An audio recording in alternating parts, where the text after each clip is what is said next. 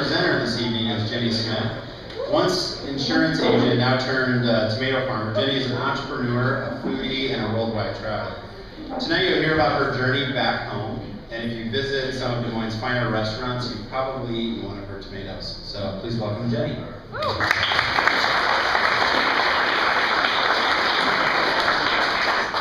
Good evening. That's me. I'm Jennie Smith. I'm from Carlisle, Iowa, born and raised. I live there now. I live in the basement of my grandparents' home. It's safe and sound. I don't take care of them. They take care of me. Grandma does all my laundry. So as I described, I'm going to share about my passion, which has taken me down a couple of different avenues. Some that might not be foreseeable in my financial future. I decided to take a cut back in the midst of having an enormous amount of student loan debt, a crazy amount in the markets in 2008. I quit my job in December. And I opened up Butcher Crick, where I'm from. It's a creek, not a creek. And I opened up Butcher Crick Farms. I did this because I graduated from Iowa State University, and then I got a job at Gateway Insurance Services, based out of Ames, Iowa, an independent insurance agency. That's my classy photo. I told them I didn't want my hand on my chin. And I started networking, and I was paid to network. 98% of my day was spent outside networking. And then I realized in 2008, my dad mentioned that he was diagnosed with brain cancer. I moved home, he recovered, I started a farm. This is me in Taiwan. In March of 2009, the Rotary Club sent me to Taiwan. It's called a group study exchange. They fund 100% of an experience over in a different country. I got to study agriculture, I got to study people, I got to study a few other things up there as well. This is the fam. This is Mama and Papa. This is the grandparents I live with. They're more active than I am, and they're on the roof right now.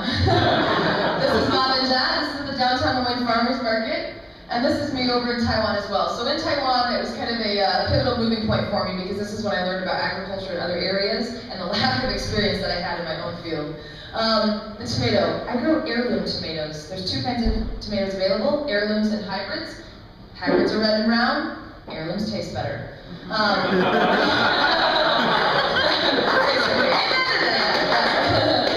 So what do I do? I sell to 22 restaurants in the downtown farmers market, and I sling a lot of tomato. This is a picture of some of them. So you see these, you kind of look at them, and you're like, oh my gosh, it's green. Is it right? Yes. So I always bring a really rock hard green tomato at the farmers market, and I always take it on the counter, and people kind of walk by and they're like, I don't really do green tomatoes. And I'm like, no, this is right. I take a rock hard green one, I slam it on the counter, and I was like, this is when your grocery store tomatoes were picked. Notice the taste resemblance? This is me in the basement of my grandparents' furnace room.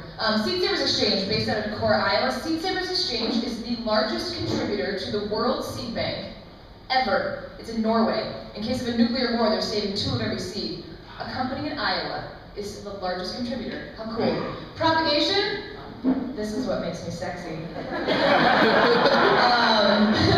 My grandfather taught me this trick. Did you know that when you're trying to germinate a plant, you need base heat? And Johnny's Seed Savers catalog wants $68 for a heating mat? Forget that. We use furnaces. This is me. This is day one. Troy remembers this day. This was 90 degrees in May this year. We're laying plastic. Why are we doing this? Because weeds are a problem and they're an absolute buzzkill. So we take we plow the field, and what do we do then? We lay down the plastic. Irrigation goes below it. You can kind of see. And then we put what we call my babies. I don't have children of my own. Except for I have 2,000 every May, and then I get to kill them at the end of the summer. I just don't have kids in my yard, they're kind of crazy. And so here's all my family. So it's an absolute family affair. So what do? We grow produce. I told you about tomatoes, that's because it's what I specialize in. I also grow other heirloom varieties. That is a cucumber. Yeah? Oh yeah. Those are flowers that you eat. Especially between roast beef and some white cheddar cheese and some horseradish. It's phenomenal.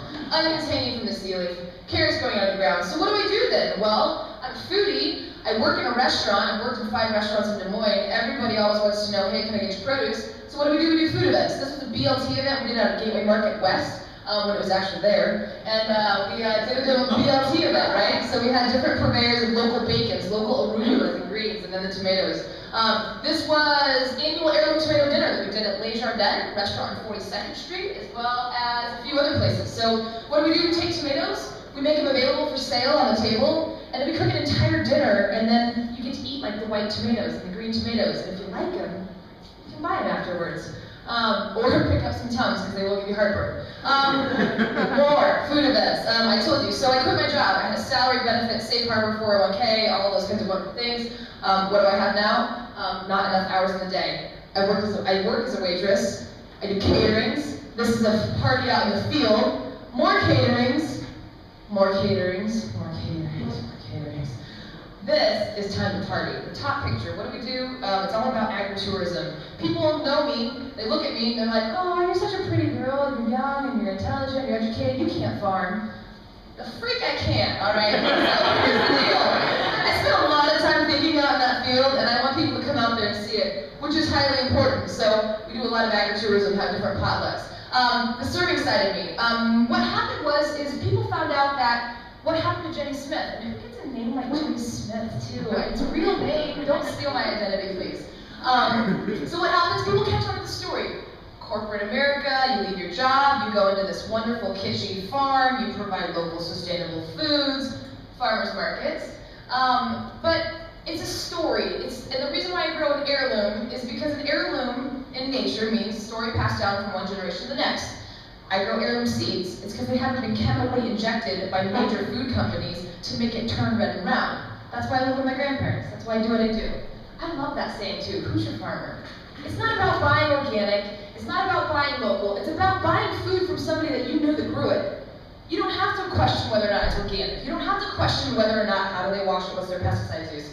If you know me, you know my morals, you know my ethics, and you most certainly have been out to the farm and ate and drank way too much. And you know me, right? So here's me, and this is where I'm going in 71 days.